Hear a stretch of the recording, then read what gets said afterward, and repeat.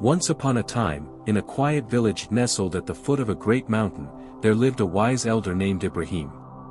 His hair was as white as snow, and his eyes sparkled with the wisdom of many years. He was known throughout the village for his counsel, and people often sought his guidance in times of trouble. One bright afternoon, a young man named Raza came to the elder, his face twisted in frustration and anger. His fists were clenched, his jaw tight, and his steps heavy with the weight of resentment. Raza had been wronged by someone in the village, and the bitterness had eaten away at him for days.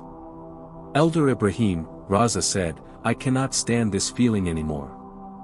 The injustice I've faced is unbearable. Every time I think of what was done to me, my heart burns with rage. I want to make them feel the same pain they caused me." The elder looked at him quietly, his gaze calm and steady. He nodded, as if he understood the weight Raza was carrying, and then he spoke softly. "Raza, do you see this stone?" Ibrahim asked, pointing to a large, round rock lying near the foot of a tree. Raza looked at it and nodded, barely interested. "Yes, I see it. What does that have to do with my pain?" The elder rose slowly and walked over to the stone, lifting it with surprising ease. He handed it to Raza, who took it in his hands without thinking. "Hold it," the elder said, "and tell me how it feels." Raza held the stone, and at first, it seemed light enough. But as the seconds passed, his arms began to tremble. The weight of the stone started to bear down on him. His fingers grew stiff, and beads of sweat formed on his forehead. "It's heavy," Raza said, his voice strained. "It's getting harder to hold." The elder smiled gently. "Now, imagine holding that stone for an entire day, Raza. Imagine carrying it with you wherever you go. How long before you can no longer bear it?" Raza's arms were beginning to shake. "I could never carry it for that long," he said, his voice struggling. "It would break me." The elder nodded, his tone soft but firm. "This stone is like the anger you hold inside you. When you are wronged, it feels natural to hold on to the anger, to keep it with you.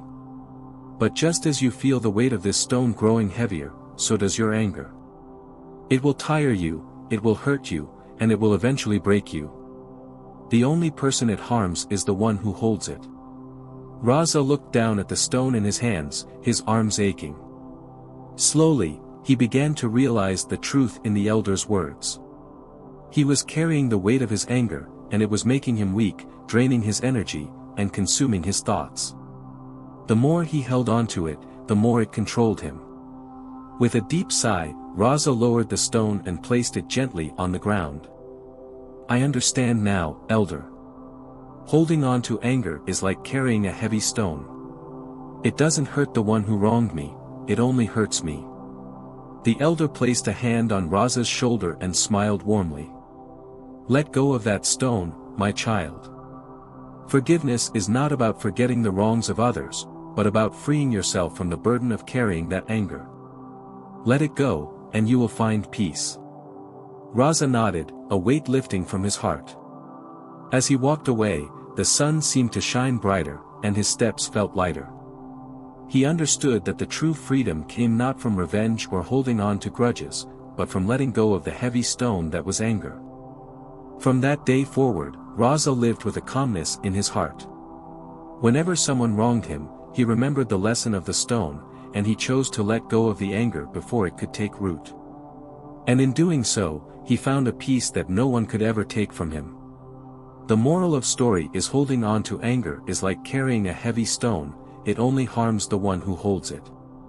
Letting go of anger frees the heart and brings peace.